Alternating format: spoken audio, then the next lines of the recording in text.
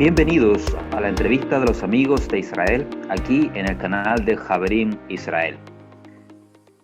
El día de hoy vamos a hablar acerca de teología y de teología bíblica. Vamos a enfocar un tema muy necesario para el tiempo de hoy. ¿Juega Israel un rol profético en la actualidad? ¿La elección divina por Israel permanece en pie al día de hoy? ¿Los judíos son el pueblo escogido por Dios?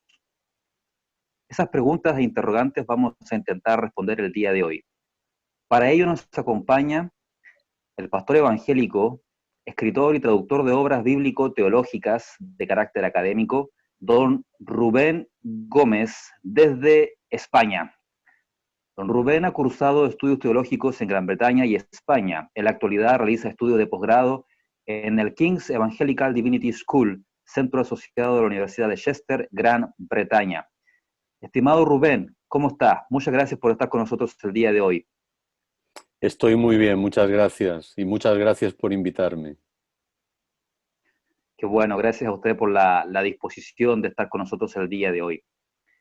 Bien, estimado Rubén, la pregunta que quizás todo el mundo se hace hoy en día es si realmente el mundo cristiano, el mundo cristiano evangélico, necesita, debe apoyar al Estado de Israel y al pueblo judío. ¿Qué nos puede decir usted? ¿Cuál es el punto de vista de un pastor evangélico de España, como usted, de un estudioso, de un teólogo como usted? Bueno, en primer lugar, me gusta siempre aclarar que cuando hablamos de Israel, no nos estamos refiriendo tan solo a una parte de Israel, no solo a un estado como el que actualmente hay en Oriente Medio, sino que nos estamos refiriendo a todo el pueblo de Israel, a todo el pueblo judío. Y en ese sentido hay que tener en cuenta que en el Estado de Israel hay aproximadamente unos 8 millones casi de judíos, pero en la diáspora, en el resto del mundo, hay otros tantos o quizá alguno más, con lo cual cuando hablamos de Israel nos referimos a todo el pueblo de Israel, a todo el pueblo judío. Perfecto. Yo creo que, hecha esa aclaración, creo que hay varias razones de mucho peso por las cuales los cristianos deberíamos apoyar al pueblo judío. En primer lugar, comenzaría por una cuestión bíblico-teológica. Los creyentes en el Mesías, en Jesús, tenemos una deuda de gratitud impagable con el pueblo judío. El apóstol Pablo, en la carta a los romanos, nos dice claramente, tanto en el capítulo 3 como en el capítulo 9, que ellos, el pueblo de Israel, son los que han recibido y custodiado la escritura, la palabra de Dios. Además, a través de ellos han llegado hasta nosotros la adopción, la gloria, los pactos, la ley, el culto, las promesas, los patriarcas y, en última instancia, el Mesías. Por lo tanto, los que no somos judíos y creemos en su Dios, creemos en su Mesías, en sus escrituras y en sus pactos, no podemos sino estar eternamente agradecidos al Señor por haber escogido a ese pueblo, porque a través de él hemos sido bendecidos. Como ya dice en el libro de Génesis, cuando Dios llama a Abraham, le dice, tú serás bendición. Y añade, poco después, en ti serán benditas todas las familias de la tierra. Por tanto, vemos que esto se ha hecho realidad. Como decía un autor judío, Michael Wishogrod, fue un gran teólogo, y él decía literalmente que Dios sigue siendo inaccesible para todos aquellos que desean alcanzarlo y que al mismo tiempo quieren sortear a este pueblo, es decir, a Israel. Es inaccesible si no pasamos a través de ese pueblo que es Israel. O como también dijo otro teólogo muy conocido, Abraham Heschel, el cristiano debería darse cuenta de que un mundo sin Israel un mundo sin Israel será un mundo sin el Dios de Israel. Creo que son palabras muy profundas y muy reales que nosotros podemos hacer perfectamente nuestras. Por tanto, tenemos esa primera cuestión, la gratitud desde el punto de vista bíblico, teológico, el legado que hemos recibido del pueblo de Israel. Pero también hay una razón histórica, en segundo lugar, que me atrevería a decir que quizá es una de las más conocidas, porque en muchas ocasiones, a lo largo del devenir de los siglos, en el nombre del cristianismo, se han producido unos hechos profundamente lamentables, las cruzadas, la Inquisición, los pogromos, el Holocausto, los libelos de sangre y tantas cosas que han servido para, como digo, en el nombre supuestamente del cristianismo, atacar, perseguir y discriminar al pueblo judío.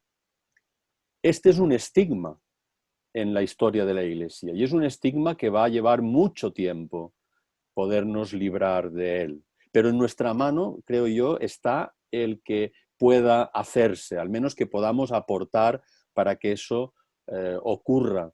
Así que estos siglos, muchos siglos, al menos 18 siglos, si no más, de antijudaísmo teológico, de antisemitismo, de más modernamente de deslegitimación y demonización incluso del Estado judío, como expresión perfectamente justa y legítima de la autodeterminación del pueblo de Israel. Todas estas cosas han contribuido a que haya una historia auténticamente negra, o al menos una historia con pasajes muy oscuros, que curiosamente muchos cristianos no conocen.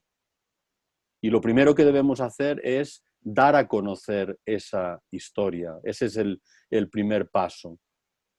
Por supuesto, para que no se repita y además para enmendarla, porque es justo que así sea, que la enmendemos.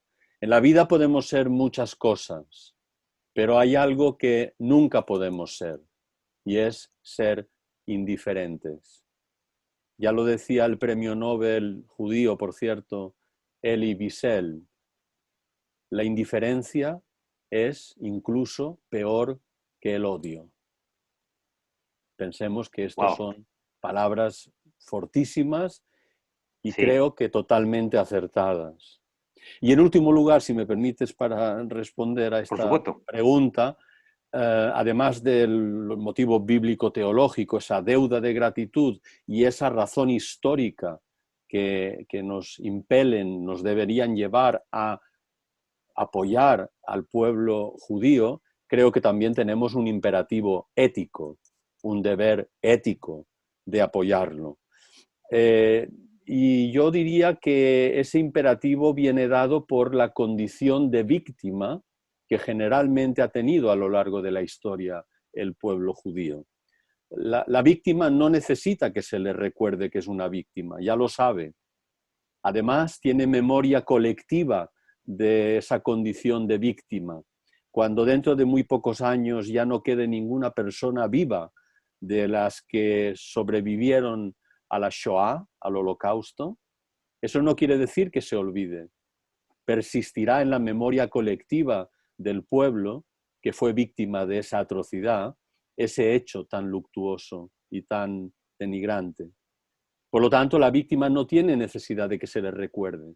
Sin embargo, el victimario, el que comete el crimen, y en este caso no me cabe ninguna duda que, al menos en el caso del pueblo judío, en la relación con ellos, los cristianos normalmente han estado de parte de ser los victimarios, en contra de los judíos que han sido las víctimas.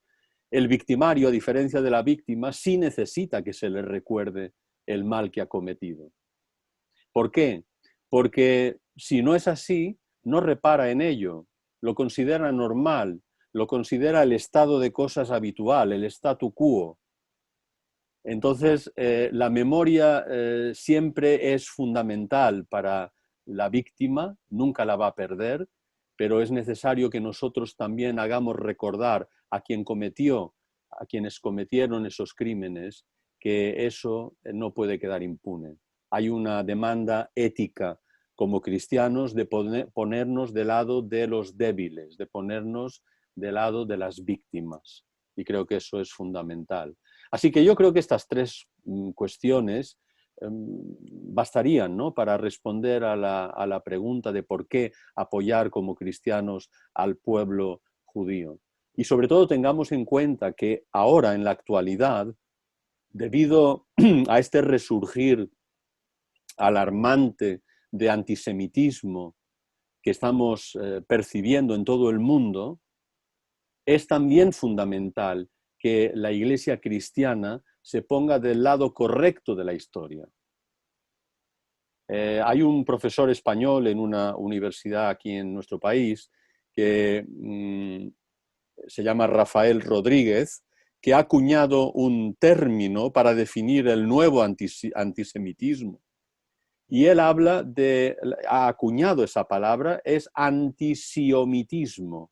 Es decir, una especie de híbrido entre el vocablo antisemitismo y el término antisionismo. Y entonces, fusionando esos dos, él suele hablar en algunas conferencias de divulgación sobre el Holocausto, etcétera, de antisiomitismo. Y esto es lo que estamos viendo en la actualidad. Un antisemitismo que ya no es tan descarado como antes y que se justifica en la existencia del Estado de Israel, que cobra una especie de conciencia social, que deja aparte todas las cuestiones bíblicas y teológicas, y muchas iglesias están entrando también en ese juego, ¿verdad?, de deslegitimar o de demonizar a Israel, incurriendo al final, aunque dicen que no es antisemitismo, en una forma de antisionismo que podemos definir como antisiomitismo, y que realmente al final vemos que sigue siendo el mismo antisemitismo de toda la vida. Sin duda, claro que sí. Excelente y completa respuesta, estimado Rubén. Y con respecto a lo que acaba de mencionar usted sobre estos hechos históricos, esta deuda histórica, eh, y se mencionaron, ¿verdad?, los pogromos, los liberos de sangre, la Santa Inquisición, el Holocausto, la Shoah, bueno, y también muchos otros eventos similares. Sin embargo, subyace a toda esa realidad histórica un elemento de carácter teológico o de carácter ideológico, también podríamos mencionar. ¿Tiene algún arraigo en alguna idea, en algún concepto? ¿La teología del reemplazo realmente pudo influir de tal manera en Europa y en el mundo que llevó hasta esos extremos la realidad? ¿Qué nos podría mencionar sobre esa idea, sobre esa doctrina, sobre esa enseñanza? ¿Qué es la teología del reemplazo? Bueno, la teología del reemplazo es el autor intelectual de todo lo que hemos venido hablando hasta ahora. La teología del reemplazo, que en círculos académicos normalmente se suele hablar de supersesionismo, que es un término un poco más académico, pero viene a significar lo mismo, proviene del latín y significa básicamente sentarse por encima o en lugar de otra persona, y explica lo que representa la teología del reemplazo, que es esa idea, esa noción totalmente equivocada de que de algún modo Israel ha dado paso a la Iglesia y ahora la Iglesia ha ocupado, ha venido a tomar, a asumir el lugar, el papel y consecuentemente la elección y los pactos de Israel, convirtiéndose en una especie de nuevo Israel o de Israel espiritual. Eso es lo que entendemos por teología del reemplazo, que puede ser de distintos, digamos, grados. Puede ser muy agresiva, muy drástica o un poco más suave, pero en el fondo está siempre la idea de sustitución, Fíjate, Felipe, que es muy interesante tener en cuenta por qué hay esa teología del reemplazo que da lugar a consecuencias como hemos visto trágicas. Porque aquí están en pugna dos pueblos, dos tradiciones que comparten el mismo Dios, que comparten las mismas escrituras, básicamente, con independencia de que en el judaísmo no se reconoce el Nuevo Pacto, el Nuevo Testamento, pero compartimos la esencia de lo que es la Biblia hebrea y que dicen estar en una misma relación de pacto con respecto a ese Dios. Claro, no puede haber ese anhelo de sustitución o de reemplazo, por ejemplo, entre el cristianismo y el hinduismo, o entre Claro, el cristianismo y el budismo. ¿Por qué ocurre sí, solo en el caso del cristianismo y el judaísmo? Pues precisamente por eso, porque como ya reconocían los padres de la Iglesia, así llamados, en la Iglesia subapostólica, poco después de escribirse el Nuevo Testamento, estaba muy claro que la Iglesia llamada cristiana, ya en esa época, adoraba al Dios de Israel. No sin hay un duda. Dios para unos y un Dios para otros. Aquí el problema es que es el mismo Dios. Entonces, claro, el cristianismo, desde su punto de vista, reconociéndose como una culminación, una actualización de la revelación divina, que empieza ya desde el principio, igual que dentro del judaísmo, se tiene que plantear frente a la persistencia de ese pueblo, del pueblo de Israel, se tiene que plantear cómo es posible que si nosotros supuestamente somos un avance, una mejora, por decirlo de algún modo, de esa revelación, de esa tradición, ¿por qué persiste? ¿Por qué sigue ahí el pueblo de Israel? Y puesto que está ahí, ¿cuál va a ser nuestra relación con ese pueblo?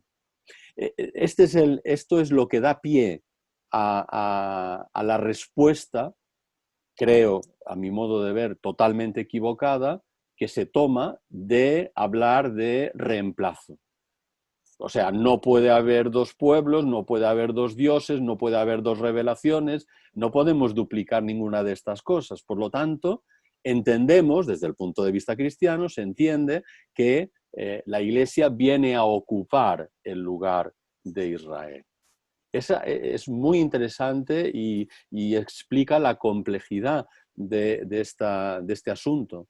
Pero claro, el supersesionismo o teología del reemplazo puede ser, como he dicho antes, muy dura o más blanda, más light, podríamos decir, ¿no? En Claro, cierto sentido, se puede hablar de el supersesionismo o la teología del reemplazo como algo utilitario, es decir, funcional. Israel, la ley, han cumplido una misión, tenían una función como figura o como sombra de lo que iba a venir, y cuando ya vino la realidad, cuando ya vino la plenitud, entonces ya había cumplido su papel, dejaron de tener utilidad, quedaron obsoletos. Israel dio paso a la Iglesia, la ley dio paso al Evangelio del Señor Jesucristo. Eso sería un supersesionismo, una teología del reemplazo, digamos, utilitaria, más sí, blanda, si se quiere. Pero hay un otro tipo que es mucho más agresivo, que podríamos denominar como supersesionismo disciplinario, punitivo. Entonces, claro, la idea aquí ya es que Dios ha abrogado, Dios ha anulado sus pactos, el pacto con Israel, y este ha sido castigado porque ha rechazado al Mesías. Ahí ya hablamos de una postura mucho más disciplinaria, dura. Pero digamos que aparte de que se pueda hablar de grados en cuanto a supersesionismo, a teología del reemplazo, lo que sí es cierto es que, como apunta un teólogo cristiano llamado Soulen, hay un tipo de supersesionismo que es estructural, o sea, que está inserto en la médula de lo que es el relato cristiano, el relato de la historia de la redención.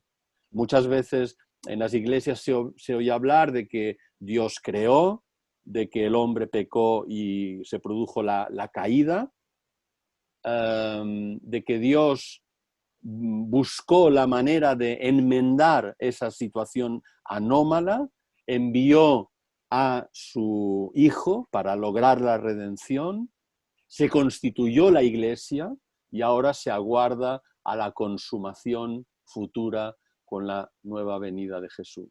Este sería el relato prototípico de Claro. muchas iglesias. Pero claro, la pregunta que surge entonces es, ¿y en todo esto dónde está Israel?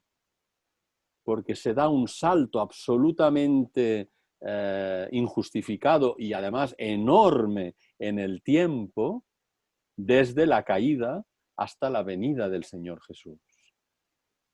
Y lógicamente ahí se está desplazando, se está ignorando, ninguneando a ese pueblo que Dios escoge. Por Sí. tanto, ese quizás es el que menos cuenta nos demos de que está ahí, pero es el más profundo porque forma parte de la estructura. Hay que cambiar el relato, hay que cambiar la narrativa de la Iglesia cristiana y empezar a tomar medidas para revertir lo que es la posición de reemplazo, de sustitución en la que muchos todavía se encuentran. Porque ¿Cómo los, hacemos eso, estimado Rubén? ¿Cómo claro, logramos hacer ese cambio de relato según las mismas escrituras? ¿Qué elementos tenemos, qué argumentos tenemos para poder refutar esta idea que ha venido a ser tan dañina? claro, los resultados están ahí. Sabemos que los efectos de esa teología han sido nefastos. Han Sí, sido nefastos. Un historiador francés, Jules Isaac, se dedicó desde el final, prácticamente ya desde el final mismo de la Segunda Guerra Mundial, a investigar y a dar a conocer su tesis de que la enseñanza cristiana, de lo que él llamaba la enseñanza del desprecio por parte de la Iglesia hacia el pueblo judío, era la que había causado este antijudaísmo, antisemitismo teológico. Y eso era muy preocupante. Y a partir de mediados del siglo XX fue cuando ya la Iglesia Católica en el Concilio Vaticano II y muy concretamente con la enseñanza de Nostra Aetate, fue cuando comenzó a abrirse a una nueva relación con el pueblo judío. También un poquito antes de esas fechas, algunas denominaciones protestantes quisieron, a la luz de lo que había sido el horror del Holocausto, quisieron abrirse a una comprensión nueva que diera marcha atrás ante los abusos que habían visto, ¿verdad? Porque los efectos nocivos de esta teología del reemplazo no son solo para el pueblo de Israel, son también para la Iglesia. Porque aquí lo que está en juego no es un pueblo u otro. Lo que está en juego es la fidelidad de Dios. Lo que está en juego es si lo que Dios promete lo cumple. claro. Por lo tanto, la teología del reemplazo, que aparta, que soslaya, que orilla al pueblo de Israel por parte de la Iglesia, lleva en sí mismo el germen de la inseguridad que tenemos también los cristianos.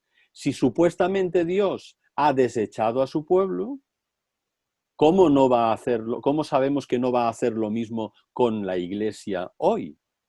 Porque ¿acaso los pecados y defectos de Israel son más graves o peores que los nuestros? No. Luego, ahí está el problema. defender la teología del reemplazo por parte de la Iglesia es tirarse piedras contra el propio tejado. Y como decía Abraham Heschel, a quien he citado antes,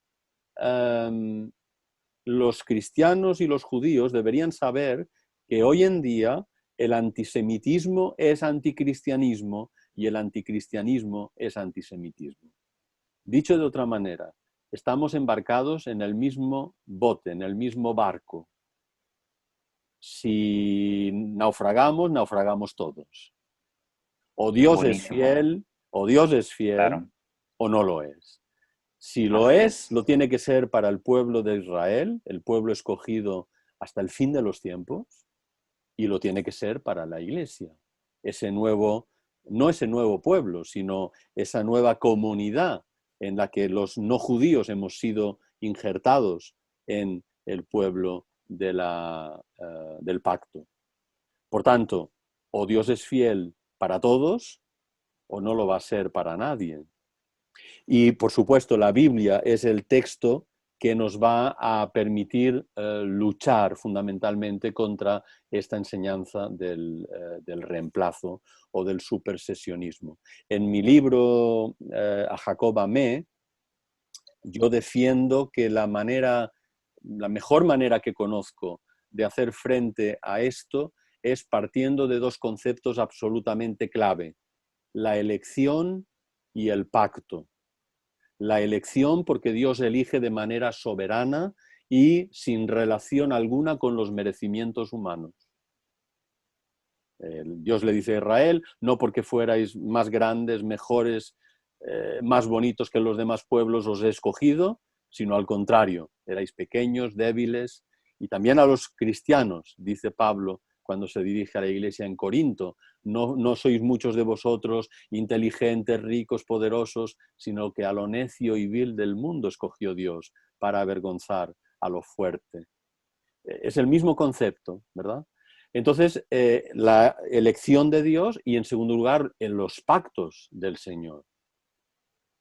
Dios establece, después de esa elección, establece un pacto unilateral e incondicional, en primera instancia con Abraham, y la cuestión es esa: cuando Dios empeña su palabra, cuando Dios da su palabra, no se retracta, no se echa atrás. Hay un teólogo muy famoso, que además es alemán, lo cual creo que a estas palabras que me vienen a la mente le da un sentido todavía, una profundidad mayor. Jürgen Moltmann dijo estas palabras en una de sus obras, El Camino de Jesucristo. Dijo, creo que debo leerlo literalmente porque si no puedo equivocarme y merece la pena escuchar. Dice así, dice, es impensable, dice este teólogo cristiano alemán, es impensable que Dios finalmente rechazara al pueblo de su elección y que después buscara a otro pueblo en su lugar, esto es, a la Iglesia. Porque para ello tendría que haber rechazado su propia elección. Abro paréntesis. Se habría tenido que desdecir. Sí, Y sigue diciendo, las promesas de Israel siguen siendo las promesas de Israel. No han sido transferidas a la Iglesia. Ni la Iglesia desplazó a Israel de su lugar en la historia divina. Según la perspectiva del Evangelio, termina diciendo, Israel no se ha convertido de ninguna manera en un pueblo como todas las naciones. La singularidad de Israel, la excepcionalidad de su llamamiento, de su vocación, de su servicio, hay que preservarlo, pero no por él, sino por el Dios que le ha llamado, por el Dios que le ha comisionado, por el Dios que no miente, que no falla, que no se desdice, que es el sí y el amén. Lo es para el pueblo de Israel y esa es la esperanza que tenemos también nosotros de que igualmente podemos confiar en él. Creo que fundamentalmente el antídoto para la teología del reemplazo y en realidad para cualquier error, pero especialmente este, es tomar en serio lo que dice la Escritura. tan simple y tan difícil como eso. Sí, yo creo que ahí radica todo. El pueblo judío es el pueblo del libro, un pueblo que se destaca por su nivel de exégesis, de profundidad. El pueblo cristiano intenta llegar a ese punto, algunos más que otros, Ujú. pero rara vez en realidad logramos conectarnos con el texto bíblico y poder entenderlo en su claridad, en su comprensión absoluta. Y si uno lee los profetas, si uno lee a Moisés, si uno lee el Tanaj o el Antiguo Testamento, claramente se presenta la historia de Dios con un pueblo, de Dios con el pueblo de Israel. Y luego cuando leemos el Nuevo Testamento, los cristianos, evidentemente esa historia continúa, no se interrumpe, persiste en el tiempo. Entonces, eso es interesante relevar. No hay un conflicto escritural, lo que hay es simplemente un conflicto de opiniones con respecto a lo que está escrito. No sé si compartes esa opinión, Rubén. Absolutamente. Hay que tener en cuenta que en esos 3 capítulos del libro del apóstol Pablo a los Romanos, capítulo 9, 10 y 11, es fundamental para entender el pensamiento que tiene la enseñanza bíblica, apostólica, sobre el papel del pueblo de Israel. Israel en el pasado ha sido escogido, en el presente está dándose de bruces contra la roca que es Cristo, a la que muchos todavía no son capaces de reconocer como Mesías. Y, en tercer lugar, hay un futuro, que es un futuro de esperanza y que es un futuro de restauración, porque dice que ahora, mediante el endurecimiento parcial de una gran parte de Israel, los gentiles podemos alcanzar a ser miembros de la mancomunidad de Israel a través de la fe. Pero cuando eso ya finalice, entonces sí, nuevamente, todo Israel será salvo. Y el Señor lo dice claramente en esos mismos, a través del apóstol Pablo, en Romanos 11, capítulo 11, versículos 28 y 29, dice que Israel, todo Israel, no está hablando solo de los creyentes, todo Israel, en cuanto a la elección, son amados por causa de los padres. No es que lo fueran, es que lo son. Tiempo presente continuo, porque irrevocables son los dones y el llamamiento de Dios. Y como ha dicho antes en el mismo libro, ni siquiera la incredulidad del pueblo consigue anular la fidelidad de Dios. Eso a mí me Claro, parece francamente maravilloso, sí, ahí extraordinario. está la fidelidad de Dios Claro, con su por eso pueblo, dice el apóstol Pablo, ¿ha desechado Dios a su pueblo? En ninguna manera. en ninguna manera. Excelente, estimado Pastor Rubén, ha sido un agrado enorme poder conversar con usted. Yo creo que lo que hemos hablado hoy día senta las bases para que el pueblo cristiano y el pueblo judío puedan cohabitar, puedan compartir, puedan mirarse al rostro, puedan amarse el uno al otro. Quizás para terminar o para cerrar, estimado Rubén, usted ha escrito el libro A Jacob amé. Además de lo que ya nos ha comentado, ¿qué fue lo que lo llevó a escribir ese libro en particular en un tiempo como hoy? Pues yo creo que el amor al Señor. Quizá pueda sonar poco humilde por mi parte o grandilocuente, pero creo que esa sería mi respuesta. Porque contrariamente a lo que algunas personas creen, no escribí el libro A Jacob amé para hablar del pueblo de Israel, ni tampoco para hablar de la iglesia, sino para recalcar ese gran Dios fiel de Israel, de todos los creyentes, que nunca falla. Porque hay personas que pueden tener motivos ulteriores, quizá motivaciones, bueno, del tipo que sean, ¿no?